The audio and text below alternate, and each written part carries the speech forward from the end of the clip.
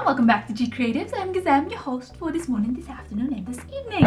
So there's been some changes, as you can see. I have put up a new painting on my wall. It's my own painting. The month has changed. It's October now. Well, towards the end of October. So today I wanted to talk to you about some problems with becoming an adult, with adulting, with adult bodies. Well, being an adult in general, more or less. I'm just kind of trying to find where I put the notes for that, because I've just got like notebooks and notebooks everywhere. Where did I write the notes for this? I thought it was in this one. Maybe not. Maybe it's in this notebook. So, how have you guys been lately? I know I haven't been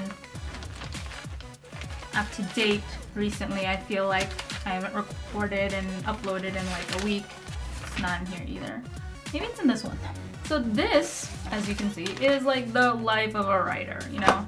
There's like notebooks everywhere, stories written down, go backwards. No. Oh, shit, found it. Transition into adulthood. All right, let's put the rest of it away. Oh, well, this is kind of adulthood. Life is a mess. And then you die. That's a little bit more of it. Okay, so let's talk about your skin. Now, as a prepubescent young teenager, your skin is amazing.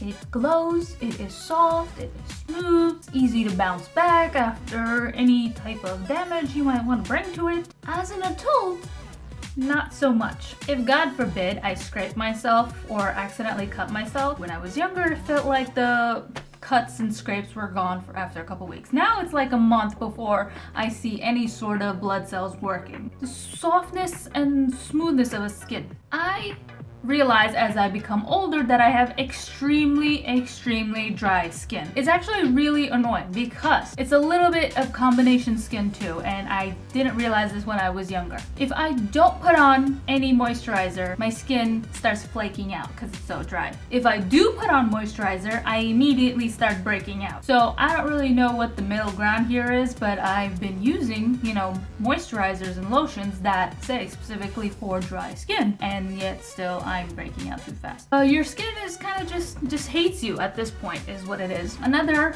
problem I have that I think relates to dry skin, but after I get out of the shower, sometimes even while I'm in the shower, I am extremely itchy in my legs. I don't know what it is I'm allergic to. The water, the shampoo, the soap, the air, the oxygen. At this point, I can't figure it out, but after I take a shower for about 45 minutes, I am struggling with a masochistic torture of a type, and my body just reacts to something in the air, in my shampoo or whatever, and I am itchy for about 45 minutes, and it is torture. It is the worst thing in the world. I've Googled my symptoms and I have found thousands of other people who are struggling with the same thing, and yet none of them have found an answer to the problem. I've spoken to a doctor about it. She said it could be dry skin and to drink more water. But if I drink more water, I just end up going to the bathroom more and my skin is still itchy. So I don't know if my skin is just rejecting water and then complaining about not getting enough water.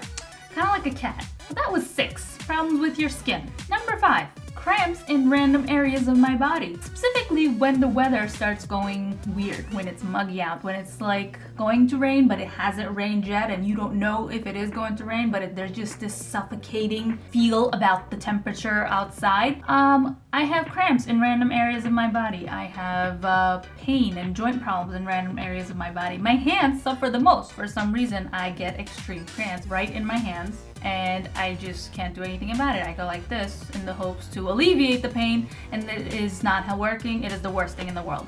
I hate it. Number 4, developing allergies you didn't know you had before. When I was younger, I was not allergic to anything. In Turkey, we don't really get allergic to anything much. There aren't really a lot of allergies. And then growing up in America, I see that a lot of people are allergic to a lot of things, and I didn't know how that could happen. But you know what? I've been here 20 years, so I guess it's been enough time that I've started developing them myself. But suddenly, I'm allergic to the air, to the water I drink, to the food I eat, because it's not the nutrients and vitamins my body was looking for, but it's other vitamins and nutrients that I decided to shove inside it. So it is giving me an allergic reaction. My nose clogs up, I can't breathe, everything is itchy, my skin feels uncomfortable, I can't fit in my own body, my stomach is doing weird things like blowing up like a balloon, but not enough to pop, just enough to make me super uncomfortable. I'm struggling to figure out what it is in life that I'm reacting to, and I guess it's just that life is what I'm reacting to. Number 3, I am tired way too easily after exercising. When I was younger, I would run around on the school grounds in high heels, all right? And when I was in like 8th and 9th grade, you can ask some of my friends this if you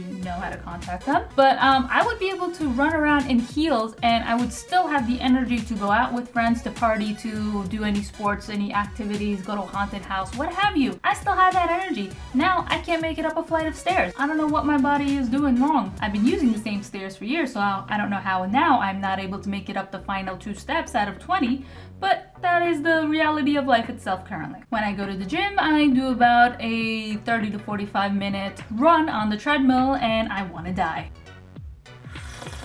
Number 2. This is for the ladies more so rather than any other gentleman that might possibly be watching. But at this point, all bras are uncomfortable to me. Some of them, the strap is too small. Some of them only have 2 hooks instead of 3. Others, the strap around this area is too tight or too loose. Others, the strap around here is too tight or too loose. I can't seem to find the equal measurement of tightness and looseness. The actual bra itself is just not the right shape somehow. And I've tried several different bras of several different brands and my boobs are just not having it. They're just like, nope, that's not the one either. Nope, I don't like that bra either. Nope, that's too tight. Nope, that's too big. Nope, that's too small. I don't like lace. I don't like cotton. You know what? I kind of just have to put up with it. Nothing is comfortable. And the number 1 worst thing about becoming an adult and the problems of adulting, gaining weight way too easily. When I was younger, coming home from school, the biggest thing that I look forward to is curling up with a good book or a good movie and going through an entire bag of Oreos and milk. That was one of my favorite snacks. Now, I can't even have 1 Oreo because guaranteed I will gain 10 pounds the next day and break out all over my cheeks. I think by now it's been 10 years since I've had an Oreo and I miss it dearly. So there you have it, folks. Those were the 6 steps of transitioning into adulthood that I am currently suffering with, and I imagine there are many of us suffering with the same transitions into adulthood. Please let me know down in the comments what are some of your struggles as you merge into adulthood from adolescence, and go ahead and like and share this video. I put out new videos every week, sometimes more than once a week. My schedule's kind of unscheduled at this point because I'm just an unpredictable person. I apologize for that. I'm doing the best I can. Transitioning into adulthood is hard. Have a nice day. Bye!